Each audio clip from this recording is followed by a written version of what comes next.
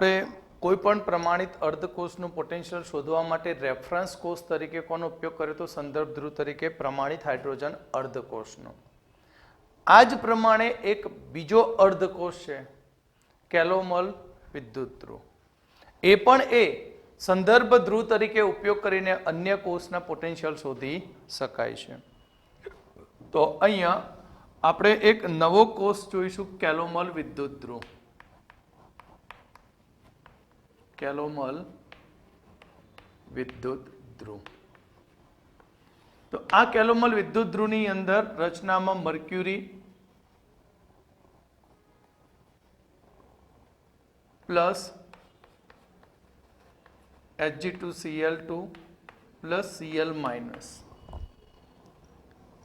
Liquid, solid અને aqueous. કેલોમલ વિદ્યુત ધ્રુવની રચનામાં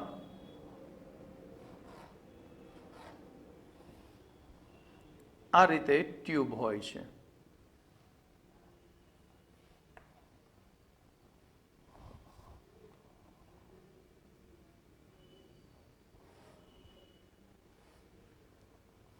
અને બ્રિજ તરીકે આ રીતે નળીની અંદરથી એક યુ નળી બહાર નીકળતી હોય.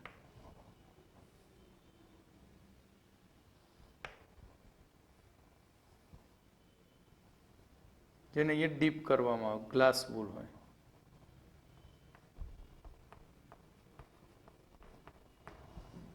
નીચેના ભાગમાં લિક્વિડ AgCl મર્ક્યુરી પ્રવાહી, તેના ઉપરના લેયરમાં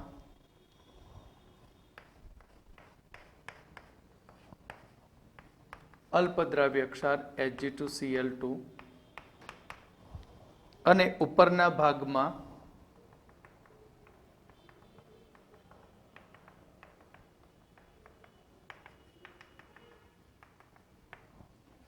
KCl નું જલીય દ્રાવણ.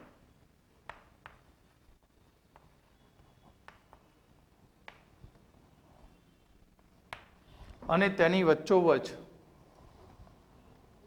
આ રીતે પ્લેટિનમનો તાર મૂકેલો હોય છે.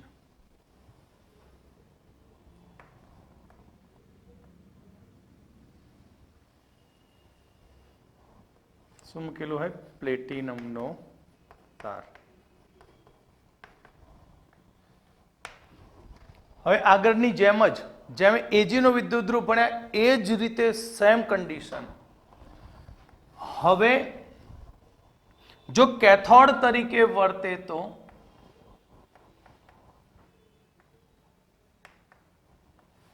કેથોડ ધ્રુવમાં શું કહ્યું? તો ઇલેક્ટ્રોન અંદર દાખલ થાય. AgCl અલ્પદ્રાવ્ય ક્ષાર એટલે થોડા પ્રમાણમાં એ વિભાજન પામે. એટલે અહીં Hg2Cl2 જે છે તેમાંથી આપણને મળશે Hg2 plus 2Cl minus aqueous. અને આ Hg પ્લસ જે છૂટો પડ્યો તે Hg પ્લસ કેથોડ ઉપર આવતા ઇલેક્ટ્રોન, પ્લેટિનમની તાર ઉપર આવતા ઇલેક્ટ્રોનને મેળવે. કેથોડ ઉપર રિડક્શન પ્રક્રિયા થાય એટલે અહીંયા જે Hg2 પ્લસ બને Hg2 પ્લસ તે ઇલેક્ટ્રોન મેળવે અને ઇલેક્ટ્રોન મેળવીને Hg લિક્વિડ સ્વરૂપે તે દ્રાવણમાં જાય. એટલે Hg2 plus 2 electron gives Hg liquid બને.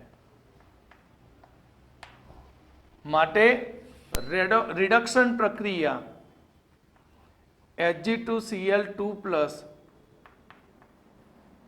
Hg2 plus gives Hg2 plus નીકળી જશે, સામસામે કેન્સલ આઉટ.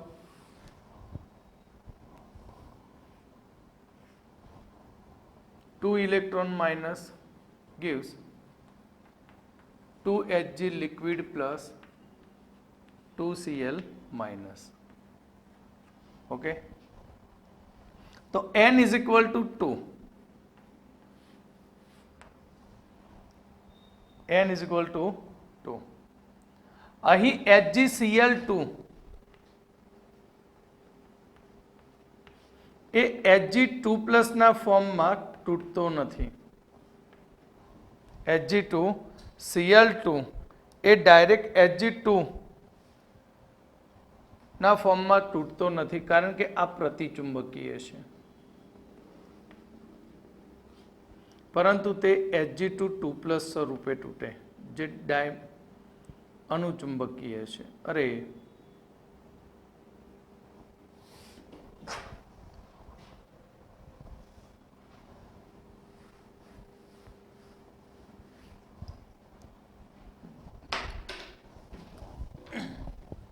જે અનુચુંબકીય અને આ પ્રતિચુંબકીય.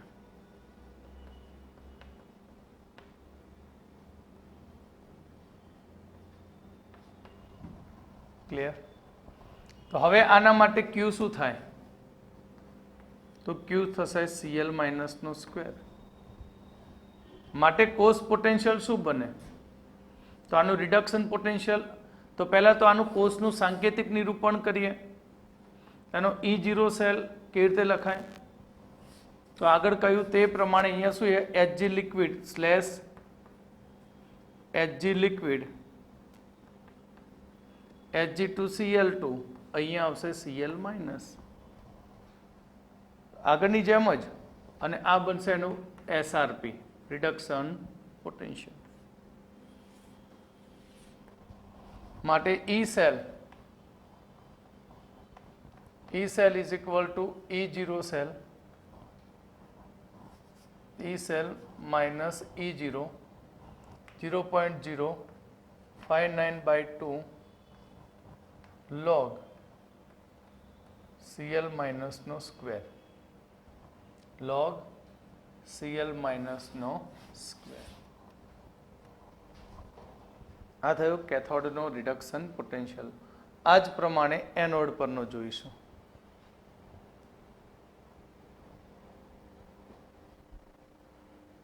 જો હવે એનોડ ધ્રુવ તરીકે વર્તે તો એનોડ ધ્રુવ તરીકે વર્તે તો જે લિક્વિડ મર્ક્યુરી છે તેનું ઓક્સિડેશન થાય અને ઇલેક્ટ્રોન ગુમાવી Hg2+ આયન બને. ઇલેક્ટ્રોન ગુમાવીને શું બની જાય? Hg2+. એટલે 2Hg liquid gives 2Hg Hg2 2+ +2 electron minus, અને ઓક્સિડેશન કરશે. પણ આ Hg2+ ક્યાં જાય? Cl માઇનસ સાથે, અને Cl માઇનસ સાથે Hg2+ એ પ્રક્રિયા કરી અને અદ્રાવ્ય સોલ્ટ બનાવે. શું બનાવી દેશે? અદ્રાવ્ય સોલ્ટ. કયો? Hg2Cl2.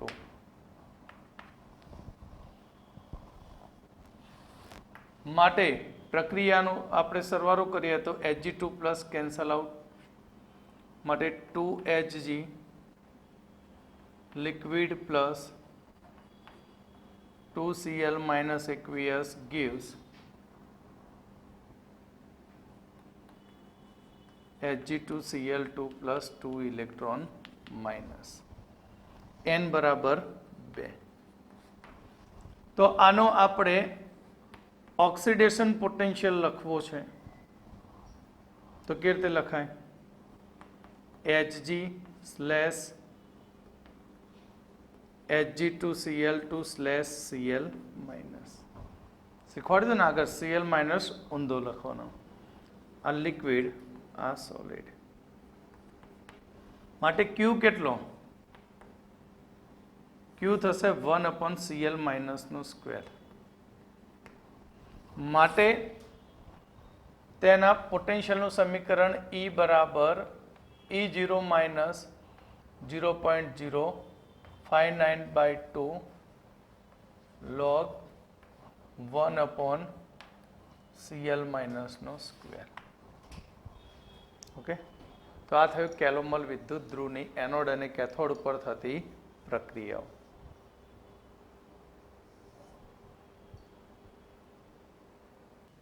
તો ચલો હવે આપણે આગળ કેલોમલ ધ્રુવ ભણી ગયા. હવે કેલોમલ વિદ્યુત ધ્રુવનો ઉપયોગ કરીને આપણે એક એક્ઝામ્પલ જોઈશું.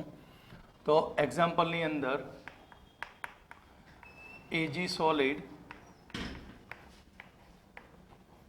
AgCl solid Cl minus 0.1 molar ક્ષાર ક્ષેતુ Cl minus 0.01 molar Hg2Cl2 Hg liquid અને આ solid, જેમના પ્રમાણિત reduction potential E0 Cl minus AgCl Ag x volt અને E0 Cl minus Hg2Cl2 Hg y volt. Clear? તો સૌથી પહેલા આપણે આ કોષનું પોટેન્શિયલ શોધવાનું છે. શું શોધવાનું છે? ઈ સેલ શોધો. તો ઈ સેલ શોધવા માટે સૌથી પહેલા આનું E0 સેલ શોધી નાખીએ આપણે. તો E0 સેલ અને રિડક્શન પોટેન્શિયલ આપેલા છે માટે E0 reduction cathode minus E0 reduction anode.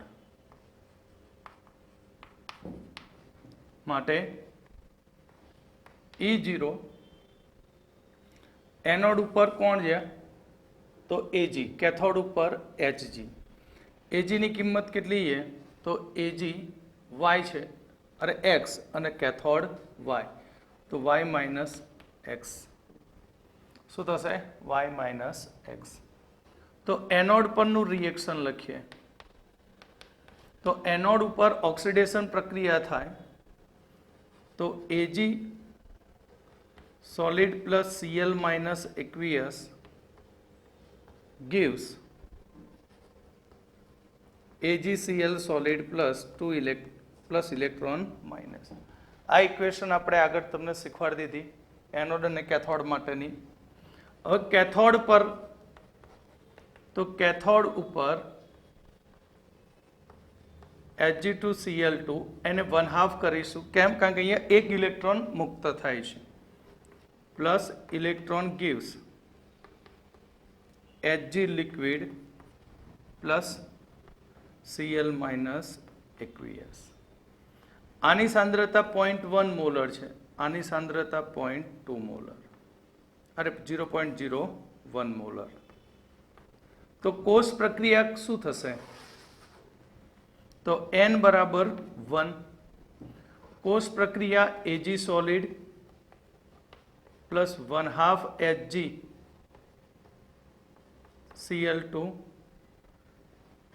Plus Cl minus 0.1 એ પણ એનોડનો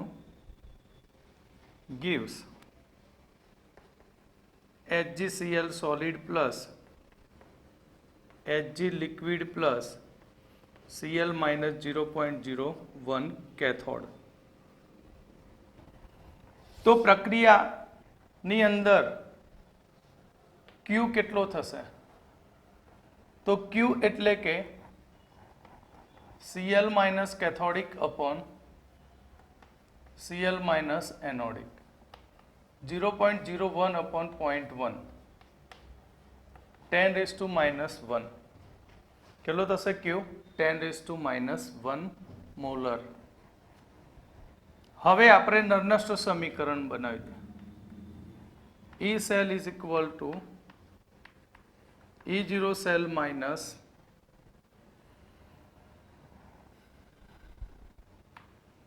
.0591/1 log Q. અહીંયા n મૂકીએ y minus x minus 0.0591 upon 1 log 10 raised to minus 1 માટે y minus x plus minus આગળ ગુણાશે 10 ની માઇનસ 1 ઘાત એટલે માઇનસ માઇનસ પ્લસ 0.0591 વોલ્ટ. તો આ થયું કોષનું પોટેન્શિયલ ઈ સેલ. એટલે એક્સ અને વાયની કિંમત આપીએ તો મૂકી દો સૂત્રમાં કે તમને ડાયરેક્ટ આનો આન્સર મળી જાય.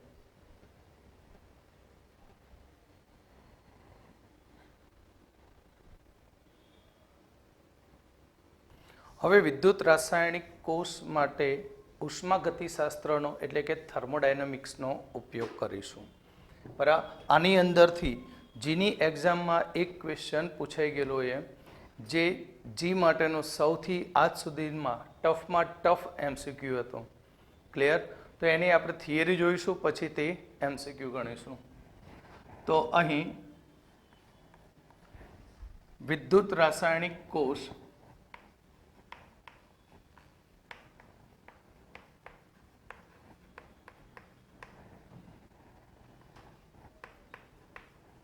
વિદ્યુત રાસાયણિક કોષ માટે થર્મોડાયનેમિક્સ એટલે આપણે ફર્સ્ટ 11th અંદર જે શીખી ગયા તેનો ટોટલી થર્મોડાયનેમિક્સનો અહીંયા ઉપયોગ કરવાનો છે. આપણે આ ચેપ્ટરની અંદર શીખી ગયા કે ડેલ્ટા જી બરાબર માઇનસ NF ઈ સેલ. ક્લિયર? થર્મોડાયનેમિક્સની અંદર હતું કે કાર્ય બરાબર માઇનસ પી ડેલ્ટા વી માટે એને ડેવિએશનમાં લખી દઈએ તો dw is equal to minus P ડીવી. Clear? આ ઇક્વેશન થાય. w એટલે શું? ddv એટલે કાર્ય. ઓકે, તો dw બરાબર માઇનસ પી ડીવી. હવે થર્મોડાયનેમિક્સનો પ્રથમ નિયમ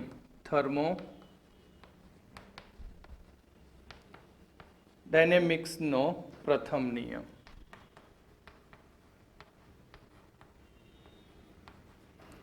તો થર્મોડાયનેમિક્સનો પ્રથમ નિયમ આપણે જાણીએ છીએ કે E બરાબર Q પ્લસ W.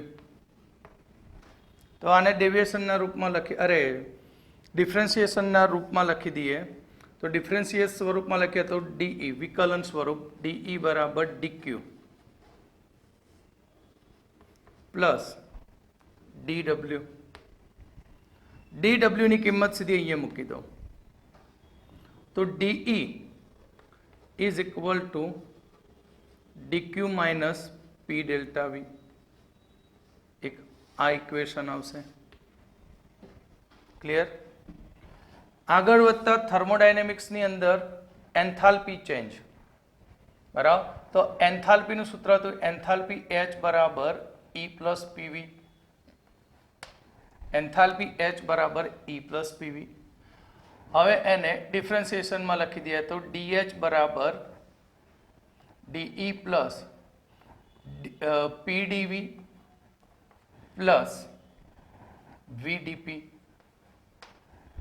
ઓકે, હવે આ DE ની કિંમત સીધી આમાં મૂકી દઈએ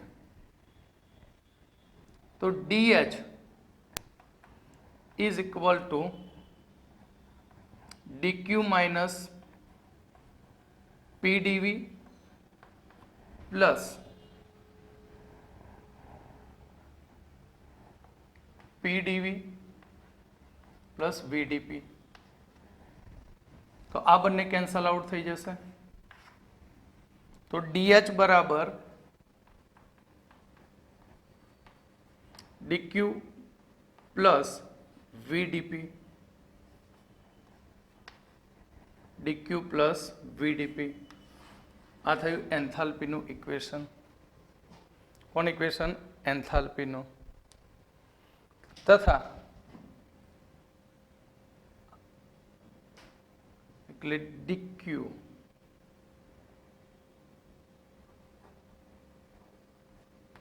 બરાબર DH માઇનસ VDP. dq બરાબર dh માઇનસ vdp. હવે ઉષ્માગતિશાસ્ત્રનો બીજો નિયમ એટલે કે થર્મોડાયનેમિક્સ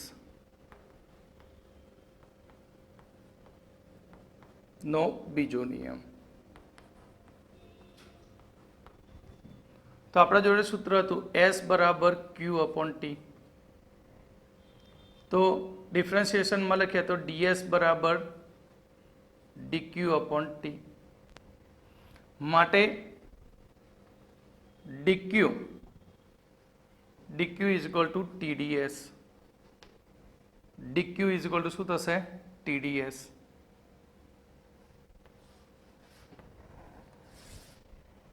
dq બરાબર TdS સૂત્ર મેળવ્યું તો આ dq ની કિંમત અહીંયા મૂકી દઈએ. તો dH is equal two TdS plus VdP. Okay, TdS plus VdP. હવે આપણે જાણીએ છીએ કે G બરાબર H માઇનસ TS. તો આ સમીકરણને પણ ડિફરન્સિએશનના સ્વરૂપમાં લખી દઈએ તો dg is equal two dH minus TdS minus S dt. Clear? તો આજે ડેલ્ટા DH શોધ્યો એ DH અહીંયા મૂકી દઈએ. માટે dg is equal two TdS plus VdP minus TdS minus S dt. તો તમે જુઓ તો TdS ઉડી જશે. તો dg is equal two VdP minus S dt. પણ સામાન્ય રીતે દરેક વિદ્યુત રાસાયણિક કોષ ઉપર વાતાવરણનું દબાણ કેવું હોય છે? અચળ. એટલે કે અહીં જો બાહ્ય દબાણ P અચળ હોય તો આ ટર્મ સુધી જાય, dp 0 થઈ જાય, ડિફરન્સિએશન 0, તાપમાનનો ફેરફાર. તો dg is equal two S dt અને S is equal to minus dg upon dt. Clear? તો ફરીથી આપણે જોઈ લઈએ તો અહીં ડેલ્ટા G બરાબર માઇનસ NF E સેલ એ આપણે સાબિત કર્યું હતું આ ચેપ્ટરની અંદર. થર્મોડાયનેમિક્સની અંદર કાર્ય બરાબર માઇનસ P ડેલ્ટા V. માટે ડિફરન્સિએશનમાં લખીએ તો dV બરાબર માઇનસ PdV. હવે થર્મોડાયનેમિક્સનો પ્રથમ નિયમ હતો કે E બરાબર Q પ્લસ W. તો એને ડીના સ્વરૂપમાં લખી દે ડિફરન્સિએશનના. તો DE બરાબર DQ પ્લસ PdV. અરે DdV ની કિંમત અહીંયા મૂકી દઈએ તો DE બરાબર DQ માઇનસ PdV. હવે એન્થાલ્પી ચેન્જ, એન્થાલ્પી માટે જાણે કે H બરાબર E પ્લસ PV. તો એનું ડિફરન્સિએશન કરી દઈએ તો DH બરાબર DE plus PdV plus VdP. માટે DH DE ની કિંમત અહીંયાથી મૂકી દઈશું. માટે DH બરાબર DQ પ્લસ VdP થશે. આ પદ નહીં લખો તો પણ ચાલશે. થર્મોડાયનેમિક્સનો બીજો નિયમ S બરાબર Q અપોન T. માટે DS બરાબર DQ અપોન T. ક્લિયર? માટે DQ બરાબર TdS. હવે આ TdS અહીંયા DH માં મૂકી દઈએ તો DH બરાબર TdS પ્લસ VdP. G બરાબર H માઇનસ TdS. માટે DG બરાબર DH minus TdS minus S dt. ડિફરન્સિએશનમાં મૂકી દીધું અને DH ની કિંમત અહીંયા મૂકી દઈશું તો DG બરાબર શું થઈ જશે? VdP minus S dt. પણ સામાન્ય રીતે વિદ્યુત રાસાયણિક કોષ ઉપર લાગતું બાહ્ય દબાણ P અચળ હોય માટે DP બરાબર 0. માટે DG બરાબર માઇનસ S dt. માટે S એન્ટ્રોપી બરાબર minus G DG upon DT.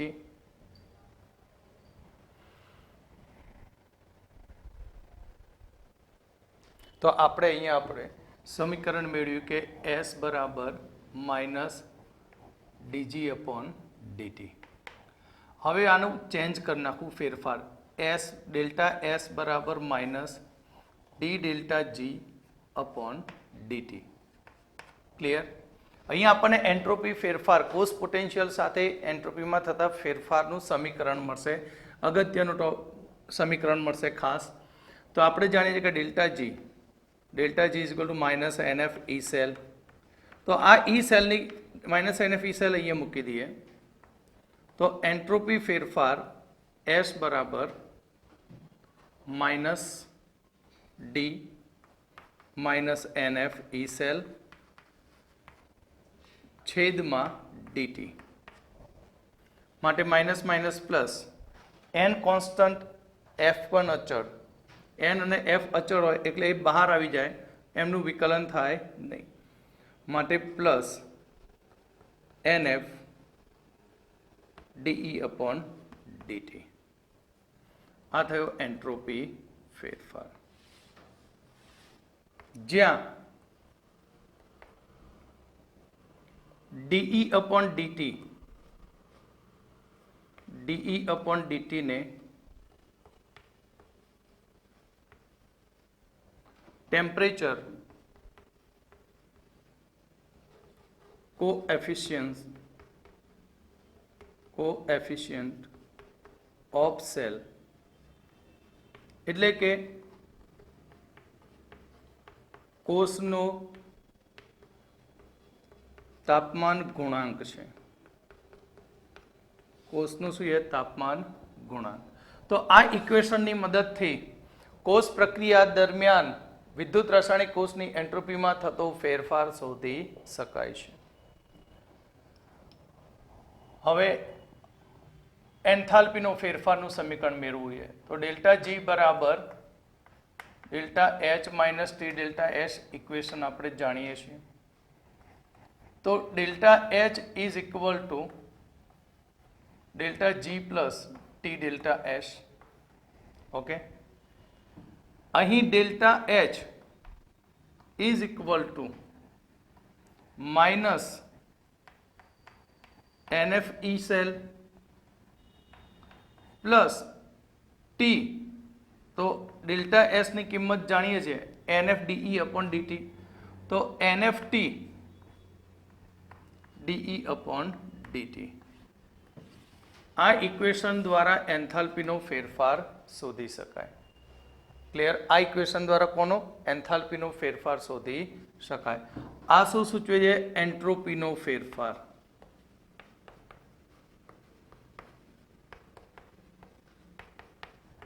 અને આ ટર્મ એન્થાલ્પી ફેરફાર.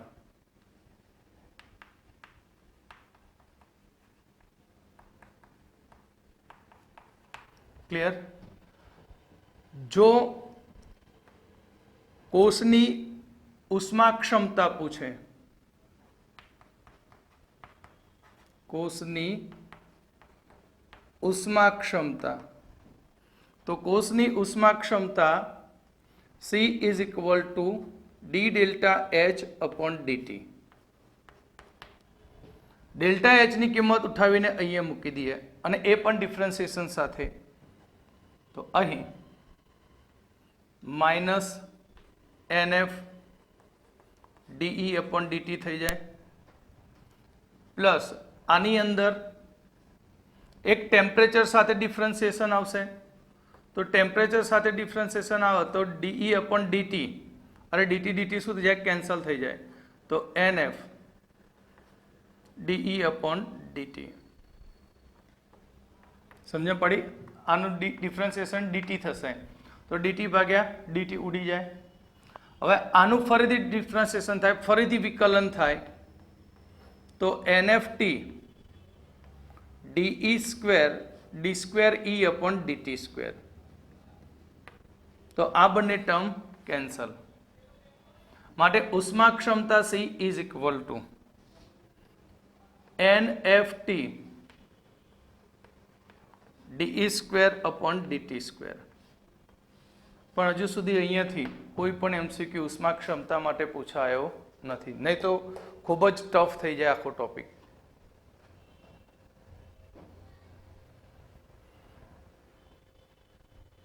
તો આપણે ટેમ્પરેચર કોએફિશિયન્ટ ઓફ સેલ, જેને આપણે ડીઈ અપોન ડીટી કહીએ છીએ, તો ડીઈ અપોન ડીટી એ ડિફરન્સ બતાવશે પોટેન્શિયલ અને ટેમ્પરેચરનો, જેને આપણે E2 minus E1 upon T2 minus T1 વડે યુઝ કરીશું તાપમાનનો ગુણાંક શોધવા માટે કોષનો. તો અહીંયા એક આપણે એક્ઝામ્પલ લઈશું જે પૂછાઈ ગયેલું એ જીની એક્ઝામમાં, અને આ જીની એક્ઝામમાં પૂછેલું સૌથી ટફમાં ટફ એક્ઝામ્પલ.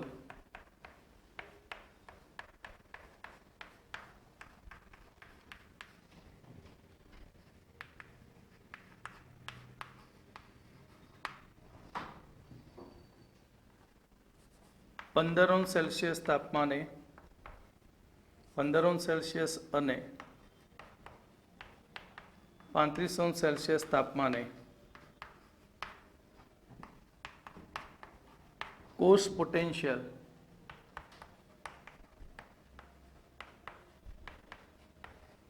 .23 વોલ્ટ અને 0.21 વોલ્ટ છે, અને E0 Ag plus Ag 0.80 volt. તો 25°C તાપમાને AgCl નો KSP શોધો. 25°C તાપમાને AgCl નું શું શોધવાનું છે? KSP. તો અહીંયા ફર્સ્ટ આ રીતે એક્ઝામ્પલમાં કહ્યું હતું કે ટેમ્પરેચર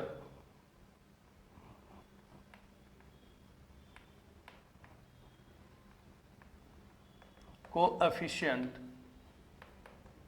ઓફ સેલ, એટલે કે કોષનો તાપમાન ગુણાંક ડીઈ અપોન ડીટી શોધો. શોધી શકાય કારણ કે બે ટેમ્પરેચર આપી દીધા, બેના વોલ્ટેજ પણ આપી દીધા. તો DE upon DT is equal two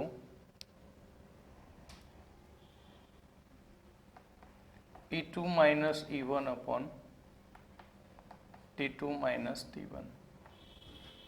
E2 કેટલો છે? 0.21, E1 0.23, T2 35 અને આ 15 માટે -0.02 છેદમાં 20 માટે -0.01, એટલે કે -10⁻³ વોલ્ટ પ્રતિ કેલ્વિન. આ થયું DE upon DT. Clear? First. બીજું આપણે 25°C તાપમાને શું શોધવાનો છે? AgCl નો KSP. તો સૌથી પહેલા આપણે 25°C તાપમાન માટે કોષનો પોટેન્શિયલ શોધવો પડે. બરાબર? તો નંબર 2, 25°C તાપમાને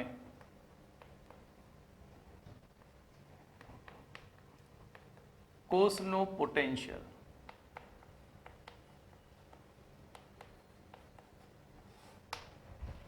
તો 25°C તાપમાને કોષનો પોટેન્શિયલ શોધો.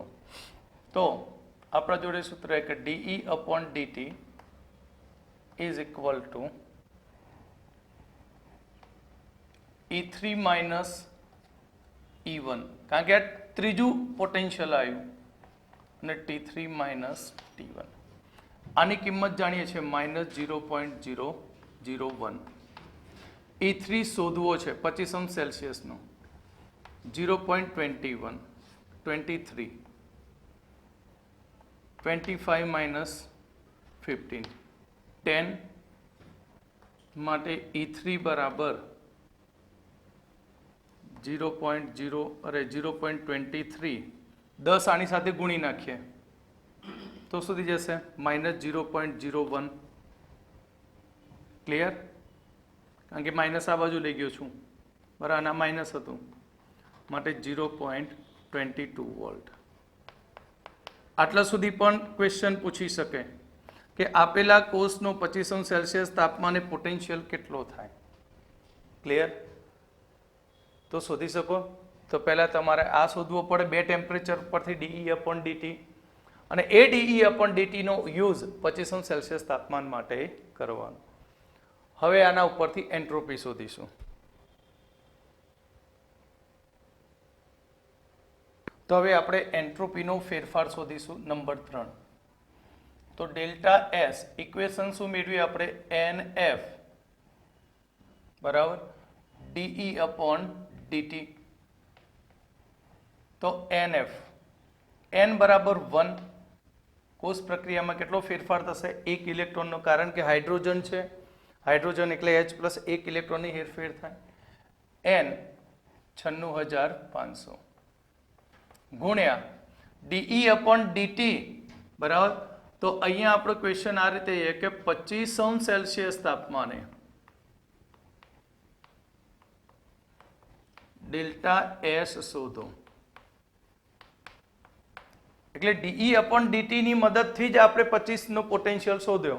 તો dE/dt તો એના એ જ રહેશે -10⁻³ -10⁻³ માટે માઇનસ આગળ આવી જશે અને 10⁻³ એટલે 4 પોઈન્ટ કપાય 9.65 વોલ્ટ પ્રતિ કેલ્વિન. આ થયો એન્ટ્રોપીનો ફેરફાર. એટલે માઇનસ એન્ટ્રોપી મળી, મતલબ કોષ આપમેળે પ્રક્રિયા કરે છે. નંબર 3.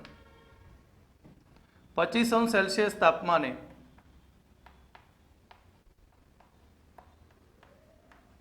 ડેલ્ટા જી શોધો. તો ડેલ્ટા જી બરાબર -NF E સેલ. તો n બરાબર 1, F 96,500 ગુણ્યા 0.22 બરાબર કુલમ્બ ઇન્ટુ વોલ્ટ, એટલે આન્સર આવી જશે જૂલમાં.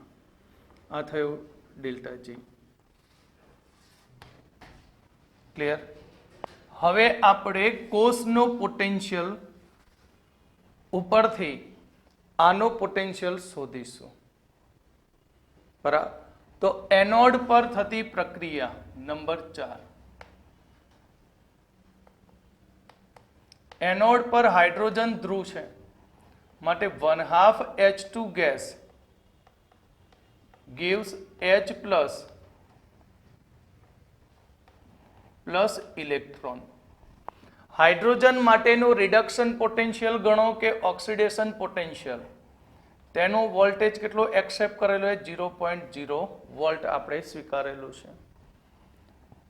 કેથોડ પર થતી પ્રક્રિયા. તો આની કેથોડ ઉપરની પ્રક્રિયા તમે શીખવાડી દીધી આગળ, બરાબર. AgCl Cl minus.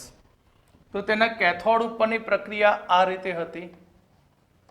AgCl plus electron gives Ag plus અરે Ag solid plus Cl minus. તો આની કોષ પ્રક્રિયા શું થશે?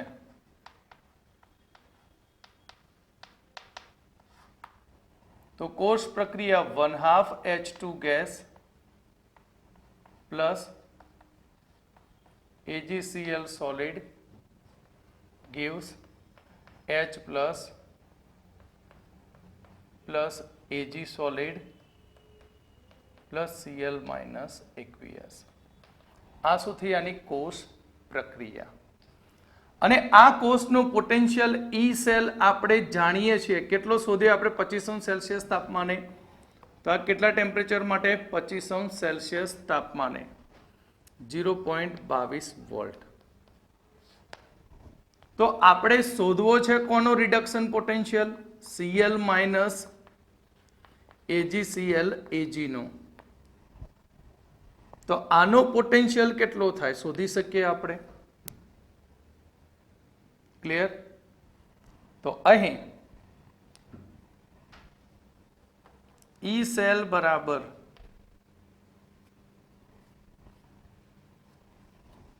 ઈ સેલ બરાબર E CL minus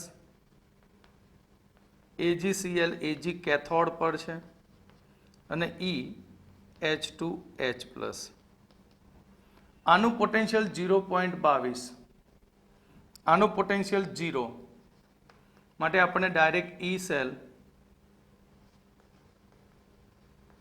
AgCl Ag અને આ પોટેન્શિયલને તમે સ્ટાન્ડર્ડ પણ કહી શકો. કેમ? કારણ કે 25°C તાપમાને શોધ્યું અને 25°C તાપમાન એટલે 298 કેલ્વિન તાપમાને જે પોટેન્શિયલ મળે એ પ્રમાણિત પોટેન્શિયલ ગણવામાં આવે. એટલે આને સ્ટાન્ડર્ડ તરીકે પણ લઈ શકો. તો આ સ્ટાન્ડર્ડ બને, આ પણ સ્ટાન્ડર્ડ. નહીં લખો તો પણ એને ચાલશે. એટલે આ રીતે આપણને વોલ્ટ આનો મળી ગયો. ક્લિયર?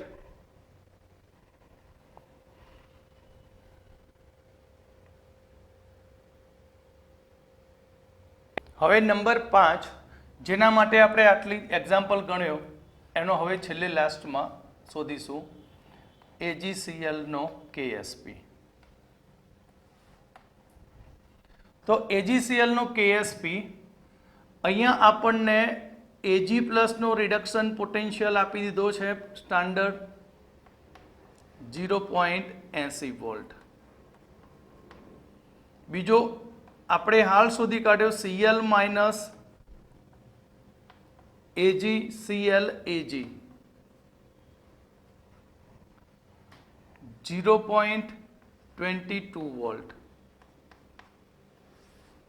તો અહીં આપણે આ પ્રકારના કોષના KSP શોધવા માટેનું ઇક્વેશન આગળ તારવ્યું હતું કે E0 Cl minus reduction potential AgCl Ag is equal to, યાદ કરજો, A E0 Ag plus Ag plus શું હતું 0.059/1 log KSP ઇક્વેશન યાદ આવી હશે તો, નહીં તો આગળ પત્તા ફેરવીને ચોપડામાં ચેક કરી લેજો.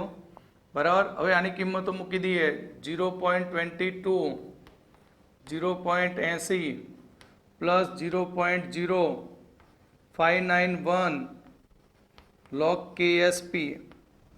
આ બાજુ જાય તો શું થઈ જશે? Minus 0.58 is equal two 0.0591 log KSP. માટે log KSP is equal to minus 0.58 upon 0.0591. Answer આવશે માઇનસ 9.83.